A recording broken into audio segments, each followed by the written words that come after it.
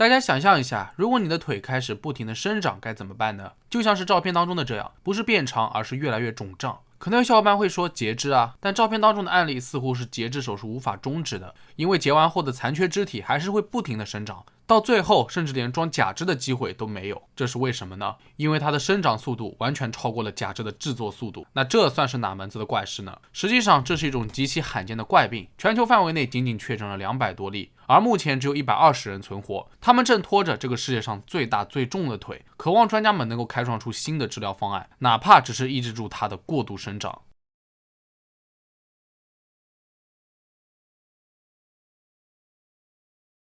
视频里的这名女性名叫曼迪·塞拉斯。1975年2月20日，她出生于英国兰开夏郡，全家都沉浸在新生儿降临的喜悦当中。可好景不长，医生发现了端倪。曼迪长着一双异常肥大且畸形的腿脚，而且左腿比右腿长了至少7厘米，身体比例严重不协调。渐渐的，她与普通的婴儿相比，腿脚足足大了2倍之多。最关键的是，畸形部位的生长速度还非常的惊人，而其他身体部位都是正常的。医生也说不上这是什么病，但他预估曼迪活不了多久。后来大约在1岁半的时候，曼迪开始学会了走路，这给所有人都带来了希望。虽然他无法像其他孩子一样奔跑，但这丝毫不影响他与其他孩子一起玩耍。另外，曼迪还学会了骑自行车，虽然花费了比同龄人更多的时间，但努力得到回报的感觉还是令他非常的开心。然而在7岁那年，有专家建议曼迪的母亲考虑截肢手术，因为她的双腿已经长得太过于肥大，全身严重不协调，再这样下去根本就没有办法走路。这一消息简直是晴天霹雳，难道真的已经到达了截肢这一地步了吗？看着眼前还能跑还能跳的女儿，母亲实在是于心不忍。她拒绝了专家的建议，反而鼓励曼迪去做任何自己想做的事情，尽早学会独立。毕竟母亲还心存一丝希望，女儿在未来能够过上和正常人一样的生活。在父母的支持下，曼迪和其他青少年一样，出去聚会喝酒，结交了不少朋友。1994年，19岁的曼迪从家里搬了出去，独立生活。此时的他已经不需要他人的帮助，依靠拐杖或者轮椅就能够独自出行。除此之外，曼迪拥有一辆经过特殊改装的手控汽车，为此他能够独自出远门。别看他从小就被怪病缠身，一直以来他思维敏捷，学习成绩都非常优秀，不仅获得了中央兰开夏大学心理学博士学位，还充分利用课余时间，每周都会去当地的动物研究中心做志愿者，帮助清理兔子笼，着实令人刮目相看。实际上这些事情听起来非常容易，但仅仅是对于普通人而言的。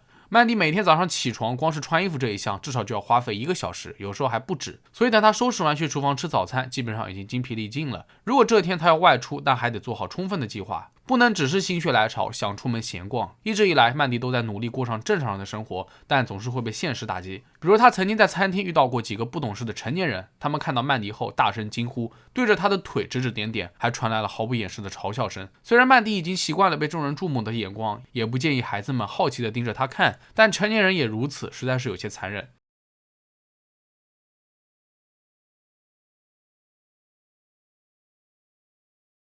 然而，到了28岁那年，曼迪的生活发生了重大的改变。关节炎、神经脉血栓、腿部血栓使得曼迪的病情每况愈下，最终导致了他腰部以下瘫痪了将近2个月。后来，曼迪花了整整3个月的时间才重新学会了走路，这恐怕是常人想象不到的痛苦。3年后的一天，曼迪不小心撞到了腿，结果造成了血液感染，紧接着便是肾脏衰竭，并且感染了耐甲氧西林金黄色葡萄球菌。在这段时间里，曼迪的情况很不好，他四处求医，想要知道自己到底是怎么了。遗憾的是，大多数医生都怀疑这是变形杆菌综合征的一种，但没有一个人敢下定论。此时的曼迪甚至开始怀疑，全世界是不是只有自己得了这种未知的怪病。到了2006年5月，曼迪的病情在很多方面都不是很典型了，但一些医生还是把它看作普罗特斯综合征。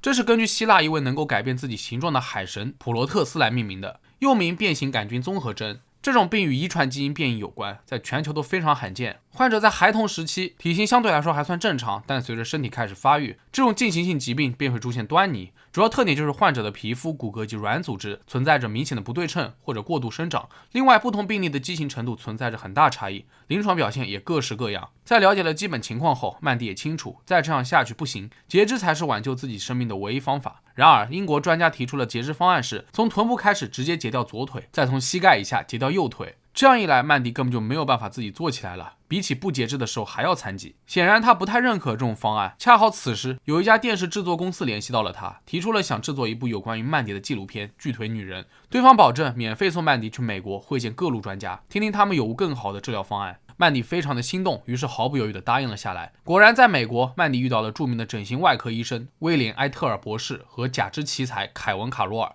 他们两人因合作处理过多起相当具有挑战性的案例而闻名，其中凯文还给海豚制作过假尾巴。在交谈过程中，曼迪也深刻认识到截肢是在所难免的，而对于之前医生提出来的截肢方案，威廉医生和凯文也觉得太过于严重，这显然会大大限制他往后的日常生活。这一场交流确实给曼迪带来了很大的希望。在2009年10月的一次采访当中，曼迪预估自己的总体重为133公斤，而双腿部分竟然占到了95公斤，上身又比较纤细，他平时穿中码的衣服都足够了。而比起自己的腿就形成了巨大的反差。2010年，曼迪的左腿接受了手术，膝盖以下被截肢。虽然不指望彻底告别这难以捉摸的怪病，但曼迪坚信截肢肯定能够稳定住病情。然而可怕的事情还是发生了。术后22个月，曼迪发现自己的残肢就像是树桩一样，竟然又开始加速生长，日益膨胀起来。他设想过很多术后可能面临的并发症，可唯独没有考虑到这一点，因为生长速度超过了他的想象。很快，曼迪的左腿就装不进假肢了。更新假肢尺寸的速度竟完全赶不上残肢变大的速度，而与此同时，他发现自己的行动能力也越来越差，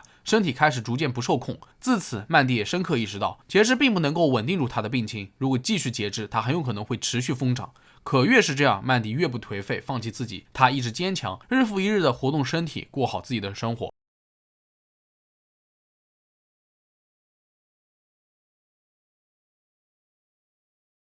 2013年，英国电视台在一档特别节目当中再次报道了曼迪的超罕见病例。这一次，根据医生对他的基因测序显示，是 PIK3CA 基因突变影响了他的半个身体。这证实了曼迪的病症不一定是变形杆菌综合征。根据遗传信息，他服用了雷帕霉素，有效阻止了双腿继续生长。90天后，病情有所缓解。大约服药5个月后，曼迪能够明显感觉到自己的腿在缩小。之前做的假肢已经非常合身。虽然这种治疗方法并不能完全治愈疾病，但这对于曼迪来说已经是奇迹了。其实，在历史上最著名的普罗特斯综合征患者，大概就是约瑟夫·麦里克。可能大家对这个名字不熟，但看到这张照片应该就认识了。因为顶着一颗巨大而畸形的脑袋，所以他也被称作为象人。起初，约瑟夫和普通婴儿并无异处，但到了2岁的时候，母亲就发现约瑟夫的皮肤开始长出了褐色的东西，摸上去还凹凸不平，像是海绵。很快，这种东西蔓延到了脖子、胸口、后脑勺以及背部。随着年龄的增长，约瑟夫整个右半边的身体都长满了这种褐色的肉块，看上去非常难看。最关键的是，因为畸形生长，约瑟夫说话都含糊不清，行动笨拙，生活苦不堪言。成年后，为了养活自己，约瑟夫只好转战于各大畸形秀。面对人们的好奇，约瑟夫解释说，自己之所以会畸形，是因为在母亲肚子里的时候受到了大象的惊吓，所以长成了象人。在早期，医学界根据象人的病情和描述，将其误诊为神经性纤维瘤。后来，随着医学研究达到了新的高度，一位名叫汉斯·维德曼的德国医生首次将普罗特斯综合征与象人病联系在了一起。而现如今，曼迪是一家慈善机构的创始人，致力于为相关患者提供任何帮助。另外，他还呼吁电动轮椅的厂家